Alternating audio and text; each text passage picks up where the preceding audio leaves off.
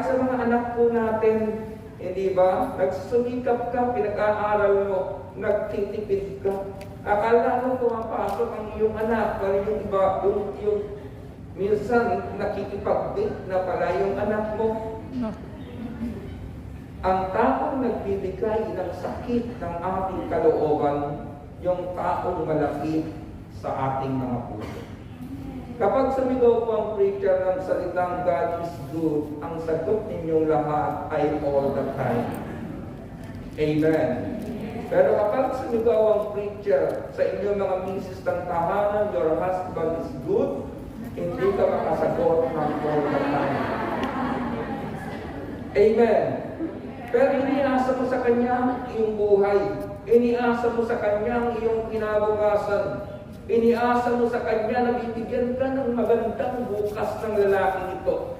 Pero minsan nakalulungkot, mga kapatid, nabigyan ka nga ng magandang lahi, di ka naman nabigyan ng magandang bukas. Bakit? Ang ganda ng anak mo, bunga sa kanya, pero siya ngayon nasa piling ng iba. Diba? Pero iba sa gawain ng Panginoon. Bibigyan ka na ng magandang lahi, bibigyan ka pa ng magandang bukas, at bibigyan ka pa ng magandang bukas. Diba? Ang tao sa mundo nagmahal, nasaktan, nagwalwal. Diba ganun ang ginagawa ng iba? Pero yung mga anak na El Shaddai, nagmahal, nasaktan, nag-worship, gumanda. Kaya kayo sa aking sinabi, diba? Nagmahal ka, nasaktan ka, pero anong ginawa mo? Iniyak mo sa Panginoon. Sumamba ka sa Panginoon ngayon. Tignan mo mga kapatid, mas maganda ka ngayon kaysa nung iwanan ka. Amen. Amen. Alam po ninyo, yan ang isang dahilan kung bakit tayo nasasaktan. Pero minsan, may mga tao rin naman kaya madalas masaktan, alam ng kasalanan, ayaw pang bitawan. Pagkakamali, ayaw pang bitawan. Kaya madali siyang masaktan. Yung iba naman mga kapatid, madaling magtiwala na hindi iniisip kung ano ang dapat pagkakawalaan. Diba? Lalo na sa mga babae. Di mo pa nga masyadong kilala, sinasabi mo, siya na ang God's will sa buhay mo. Kaya yung iba nagpadala ng pampatayo ng bahay. Kaya lang yung pangalan hindi sa iyo.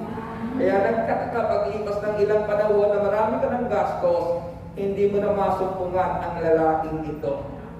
So mga kapatid, kung kayo po'y nasaktan, iniwanan, ano ang sabi ko sa inyo kanina?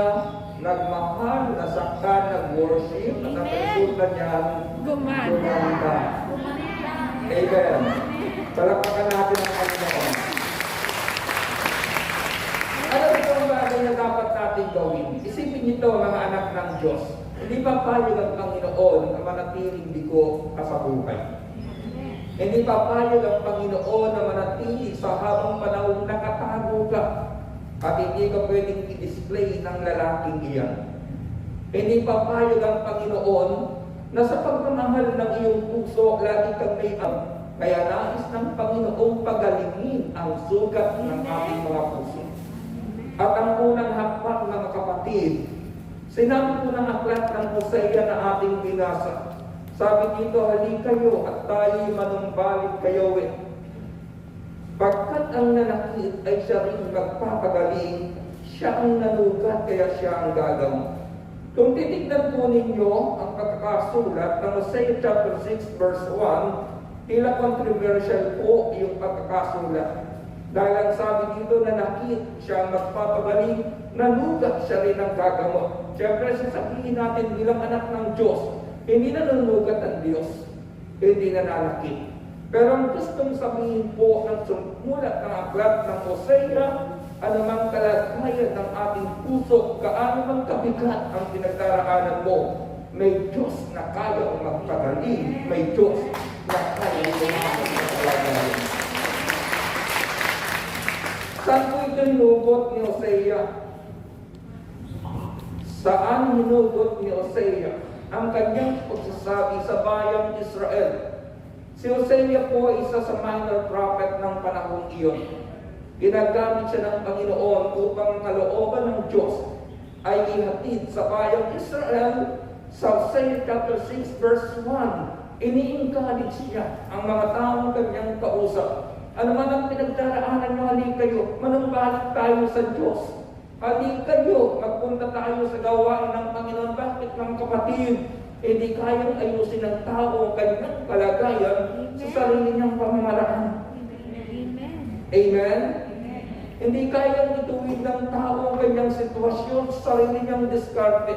Kung gusto nating makaahon sa mga utang na dapat nating bayaran, huwag nating talikuran ang gawain ng Panginoon.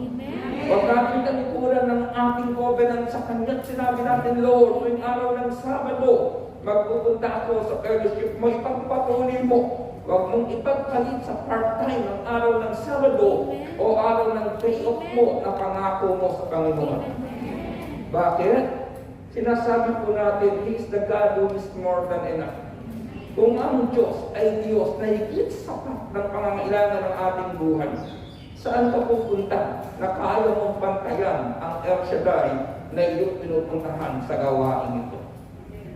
Saan ka pupunta na kaya mong ayusin ang puso mo? Katunayan na ng kapatid, may mga taong palit ng iniibig. Naintindihan niyo ang gusto kong sabihin? Amen. Hindi ba? Ang daling magmahal, bakit tinatapahalan yung kanilang kalungkutan? Pero ang nangyayari, mga kapatid, tapal lang ng tapal. Dumarami ang mga taong nangiiwan sa iyo, dumarami ang ninanakit ng puso mo.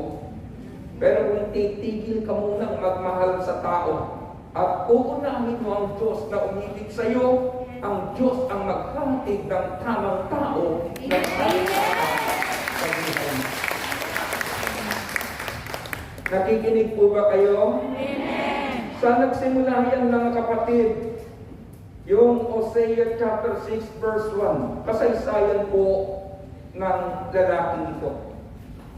Si Hosea, mga kapatid, ay nakapag-asawa ng isang babaeng, sabi na mga komentarista, ay prostitute ng panahon iyon. Isang babaeng prostitute. Bago, at hanggang sa panahon na asawa na nito si Hosea, nagpapatuloy pa rin ang kanyang asawang si Gomer na pumatol sa iba't ibang lalaki. At isang araw, mga kapatid, kumatok muli ang babaeng ito at inihingi niya ang pahintulot na muling pumasok sa tahanan nitong si Hosea. At bilang isang lalaki, kahit lingkod ng Diyos, hindi po napakadaling tanggapin na ang iyong asawa, samantalang nangangaral ka, pumapatol kung kani-kaninong lalaki. Hindi po ba, mga kapatid? Wala naman itong racial discrimination. Sa lipunan ating kinalalagyan ngayon, at maging sa lipunan ng panahon iyon, mas madaling tanggapin ang isang lalaking ng babae kaysa babaeng ng lalaki. Wala yata nakainan sa akin doon. Diba? Kahit mahirap tanggapin sa inyong mga puso, mas madali pong tanggapin ang lipunan. Kapag ang isang lalaki ay ng babae, anong sinasabi? Kasi gwapo yan. Kaya maraming pumapatol dyan. Pero ang babae, kapag ng lalaki, anong sasabihin? Kasi, kayo may sabi yan, ha? Hindi ko napakadaling tanggapin sa lipunan. At alam po ninyo, mga kapatid, ng panahon iyon, kapag ang isang babae na may asawa kumatol sa iba, ano po ang hatol? Kailangan batuhin hanggang sa mamatay.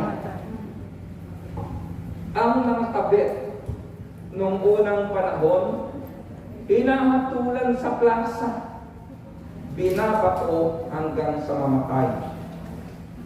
Ngayon, nakalulungkot, mas matapang pa yung mga kabit.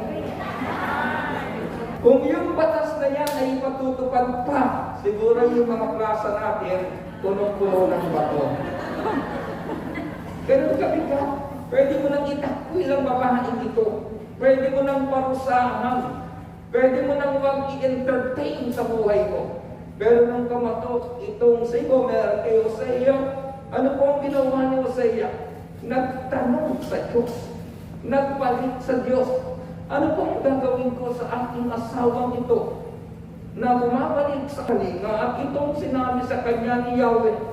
Hosea chapter 3 verse 1. At sinabi sa akin ni Yahweh, humayo kang muli at patuloy mong ibigin ang iyong taksil na asawa. Wow. Bagamat siya'y nakikipag-ibigan sa iba. Anong sabi ng Lord? Hosea, humayo kang muli. Buksan mo ang tahanan mo. Buksan mo ang puso mo. Buksan mo ang kalooban mo. Patuloy mong ibigin ang iyong taksil na asawa. Sabihin mo nga with feelings, taksil na asawa. Ayoko pa. Bigay na bigay ka. Diba?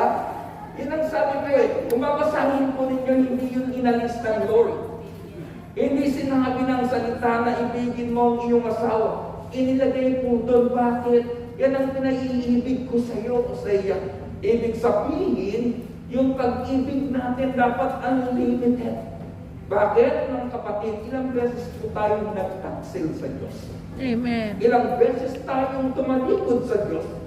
Pero sa kabila ng marami nating pagtalikod at pagtataksil, sinasabi na aklat ng Hosea, inibig pa rin tayo ng Diyos, pag-ibig na walang mali. Amen. Amen. How to fix a broken heart?